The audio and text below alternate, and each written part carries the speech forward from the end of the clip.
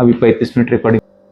हाँ मेरे को किसी पर विश्वास है ना, ब्रह्मा पर विश्वास है ना दुनिया वाले पर विश्वास है, मुझे भगवान आप पर विश्वास है जी। अगर तो सही रास्ता है तो मुझे इस रास्ते से कभी हटाना नहीं जी। अगर गलत रास्ता है मेरी बुद्धि में ऐसी प्रेरणा दे मैं यहाँ से निकल जाऊँ, मेरे भगवान तुझे कहूंगी तूने मुझे गड्ढे में डाला है, मेरे को रास्ते का नहीं मालूम, रास्ता दिखाने वाले आप हो जी। तो मुझे आवाज आती है कि तुझे जो कुछ मिलना तुझे यहाँ से मिलेगा, तो दुनिया में कितना भी भटक लेगी ना लेकिन तुझे कुछ प्राप्ति नहीं होने वाली। वो दिन आज दिन है, मुझे निश्चय हो गया पक्का। फिर तो मुझे दुनिया वाले ने कितना भी भड़काया कुछ भी किया लेकिन मैं पीछे नहीं हटी। फिर मैं निश्चय से पक्की हो गई ना तो फिर मैं बाबा की बन गई जी। और फिर उसके बाद मैं सेंटर में रहने लगी, सेंटर में भी सब काम करती थी, जो भी मेरे को कहते थे वो मैं सब करती थी और दीदी दादी भी जो मेरे को कहती थी वो मैं करती थी। तो बाबा भी जो हमको बोलते थे वो कभी भी बाबा को ना नहीं बोलती थी मैं कभी किसी बात में, और बाबा की भी आज्ञा पर चलती थी, मम्मा की भी आज्ञा पर चलती थी और दादियों की भी आज्ञा पर चलती थी, जो बड़े लोग कहेंगे उसमें कल्याण है हमारा। मैं अपना संकल्प नहीं चलाती थी जी। एक बार दीदी ने मेरे को फल की ड्यूटी पर थे तो दोपहर को ना प्लेट बना करके दीदी दादी के पास जाती थी तो खाने के बाद दीदी दादी फल खाती थी। तो मेरे को दीदी ने बोला कि अभी अभी तुम यहाँ से जा करके तुम उस बहन को फल की ड्यूटी दे दो। तो मेरा कोई संकल्प नहीं चला, बस दीदी ने कहा मैंने उस बहन को बुला करके फल की ड्यूटी दे दिया। अच्छा। मेरा कोई संकल्प नहीं चला। फिर उसके बाद ना 2 दिन के बाद दीदी ने बोला फूला तुमको संभालना है, तो फिर मैंने संभाल लिया, फिर मैंने ले लिया जो जैसे दीदी ने बोला। तो बड़ों की आज्ञा का पालन करने से मेरा बहुत कल्याण हुआ, क्योंकि अगर हम अपनी मन मत मिक्स करते ना तो उसमें मिक्सचर हो जाता है जी।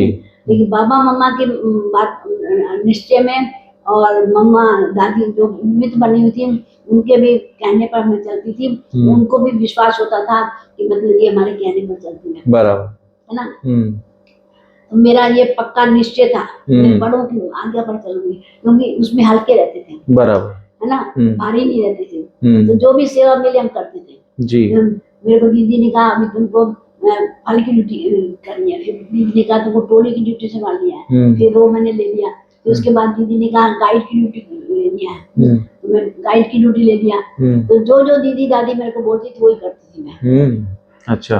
मैं अपनी मन मत मिक्स नहीं करती थी, ना पर मत पे चलती थी ना मन मत पे चलती थी है ना। बिल्कुल। जो बाबा मम्मा ने जिसको निमित्त बनाया, बाबा मम्मा ने जो कहा उसी को मेरे को चलना है, बस मैंने अपना लक्ष्य रखा था जी। तो उसमें मैं आगे बढ़ती गई है। तो आज मैं तो मधुबन वासी बन गई निश्चय से ही। तो बाबा ने मेरे को अपना ही बना दिया, अपने छत्र छाया के नीचे मुझे रखा हुआ है और मैं तो बहुत ही खुश हूँ, बहुत ही। यहाँ पर 3 दिन सुख पूछना हो तो वो भी कहते हैं गोप की से पूछो। बाबा ने मुझे ये भी अनुभव कराया 3 दिन सुख क्या है। तो मैं मतलब इस तन में रहते हुए भी जैसे इस शरीर से न्यारी हूँ, तो मुझे अंदर में इतनी खुशी रहती थी जैसे मेरे जमीन में पाँव भी नहीं है।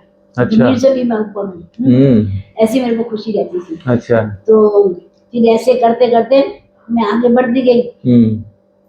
तो फिर तो बाबा ने मेरे को भी बहुत आगे बढ़ाया और मम्मा ने भी आगे बढ़ाया मेरे को।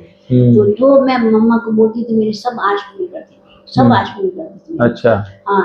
तो मम्मा जो मैं कहती थी मम्मा मेरी सुनती थी और मम्मा गोदी में लेकर प्यार भी करती थी बहुत। बाबा की भी गोदी में जाते थे, बाबा तो इतना प्यार करता था बात मत पूछो। मतलब क्लास के बाद ना बाबा अपने कमरे में जाते थे, उसको चैम्बर बोलते हैं। तो फिर सब बाबा को घेर लेते थे, कुछ लोग जो सेवा में थे वो तो सेवा में चले जाते थे, बाकी कुछ लोग बाबा के कमरे में जाते थे। तो वहाँ बाबा कुछ ना कुछ पानी सुनाते थे, कोई बाबा के खटिया पे बैठ गया, कोई सामने बैठ गया, कोई खड़ा हो गया, ऐसे जैसे ही बाबा सुनाते थे वैसे सब मस्ताने हो जाते थे। वो समय इतना निराला था सचमुच में, जैसे गोपियों का मिलन होता था ना, ऐसे हम जैसे गोपियां बिल्कुल अनुभव होता था। तो ऐसे करते करते हम आगे बढ़ते गए तो फिर तो हमको आगे बढ़ते बढ़ते हम बाबा के घर में पहुंच गए। बस अभी बाबा की जो सेवा मिलती है वो करते हैं और बाबा जो कहता है वो करते हैं बस। फुलाबेन मम्मा की कोई एक दो विशेषता बताएंगे आपको? हाँ? मम्मा की कोई एक दो मम्मा विशेषता? मम्मा की ये विशेषता थी, हाँ। मम्मा एक बार की भूल दोबारा नहीं होने देती। अच्छा। एक बार भूल हो गई फिर दोबारा नहीं, अगर दोबारा करेंगे ना तो फिर वो उसका संस्कार बन जाता है। संस्कार बन जाता है। जी। हाँ, और मम्मा भी बाबा के आज्ञा पर चलती थी। पहले मम्मा मूली चलाती थी, फिर उसके बाद बाबा आती थी। अच्छा। तो बाबा बाहर हिस्ट्री के बाहर दरवाजे पर साइड में होकर के मम्मा की मूली सुनते थे। तो जैसे मम्मा ने बाबा को देखा ना, ऐसे मम्मा शांत हो जाती थी। अच्छा। बाबा के आगे नहीं बोलती थी, हाँ। मम्मा एकदम शांत हो जाती थी। हाँ। बाबा के आगे नहीं बोलना है। फिर मम्मा ऐसे चाचनी खो करके बाबा की मूली सुनती थी। अच्छा। हाँ, बहुत चाचनी को सुनती थी। और तो मम्मा के बहुत ही हमको लाड प्यार भी मिला, बाबा का भी मिला, मम्मा का भी मिला, और मम्मा के साथ रहने को मिला। मम्मा बाबा जल्दी जल्दी कानपुर में आते थे और दोनों आते थे, काफी दिन तक रहते थे। तो मम्मा के साथ उनको खाना, फिर मम्मा का खाना भी बनाती थी, बाबा मम्मा का खाना बनाती थी। तो फिर एक बार बाबा दिल्ली में एक मेजर था, तो वो मेजर जो था उसका ट्रांसफर हो गया। तो उसने अपनी बीवी बच्चों को ना लखनऊ छोड़ दिया। फिर उसका ट्रांसफर रुक गया, उसका बंगला खाली था।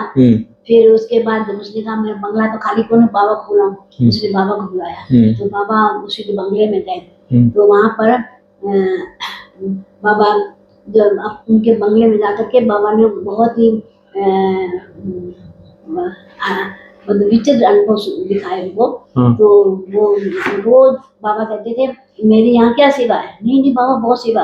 वो 100 लोगों को ले आता था, मिलिट्री वालों को। अच्छा। बाबा उनको ज्ञान सुनाते थे। अच्छा। देखो आपकी ड्यूटी है ना दुश्मन पर गोली चलाना, लेकिन गोली चलाते समय उस शिव परमात्मा को याद करके चलाना। तो आपके ऊपर कोई पाप में नहीं चढ़ेगा, वो भी दुश्मन को मारा जाता है, दुश्मन हमको मार देगा, है ना?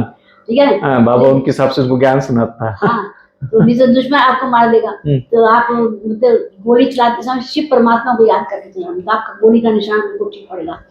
और ऐसे सुनते थे, बहुत ध्यान से सुनते थे। और 100 लोगों को ले आता था रोज बाबा का। अच्छा। वहाँ बैठते थे। मेजर था ना, बड़ा पोस्ट। मेजर था। नहीं, उसकी लगन बहुत थी, बहुत भक्ति की थी उसने। देखो उसने बाबा की गोदी में से ही छोड़ा। अच्छा? मैं सुनाती हूँ। उसका ना रात को 12 बजे मिलिट्री से कोई फोन आया, तो फोन करने गया, फोन करके आया अपने कमरे में, उसको खांसी होने लगी। तो वो रुक्मणी दादी थी उसके पास में, तो बाबा को बोला बाबा को बुलाओ। और बाबा की पहली नींद थी, कैसे बोला है बाबा को। तो उसकी हिम्मत नहीं हो रही थी, तो वो बार बोलता था बाबा को बुलाओ, बाबा को बुलाओ।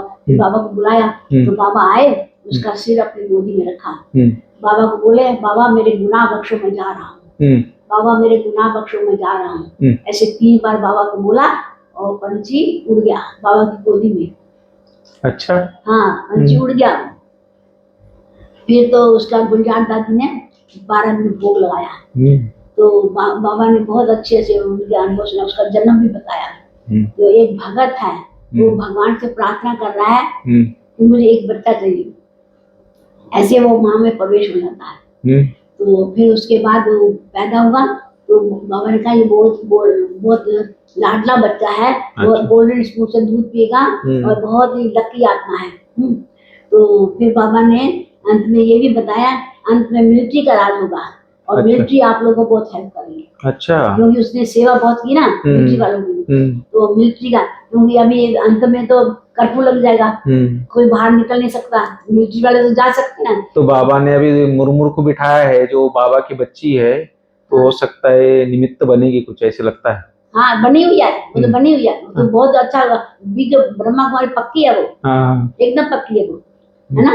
तो बहुत निश्चय है। ऐसे नरेंद्र मोदी भी यहाँ से शक्ति लेके जाता है, बराबर घर आता है ना मधुबन में, बाबा से शक्ति लेके जाता है, तभी वो आगे बढ़ रहा है ना, बाबा से शक्ति लिया। तो अभी जब तक उसका पाठ है वो बजाएगा अपना जी। फिर देखो बाबा क्या दिखाता है।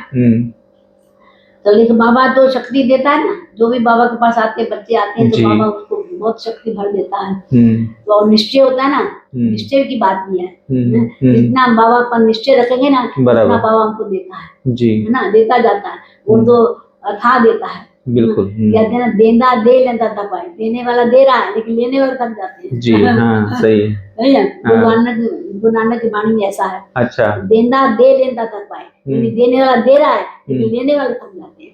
लेने वाला थक वो जाते पूरा नहीं ले पाते हैं, है ना। बाबा तो सागर है, सागर की तो लहरें उठती हैं, जी। लेकिन मम्मा जो थी ना, तो एक मम्मा की बाबा की मुन्नी से एक पॉइंट ले लेती थी। हाँ। है, उसको क्लियर करती थी। अच्छा। हाँ, क्लास में उसको क्लियर करती थी ताकि बुद्धि में सब बैठ जाए, है ना। तो बाबा की तो लहर होती है, सागर की तो लहरें होती है उछल में। जी। तो बाबा ज्ञान का सागर है। तो बाबा फिर जो सुनाता था उसमें से मम्मा कोई ना कोई पॉइंट अच्छी लेकर के मम्मा क्लियर कर देती थी, सबको समझ बुद्धि में आ जाता था। अच्छा। हाँ, मम्मा की तो विशेषता ये थी, ये भी विशेषता थी।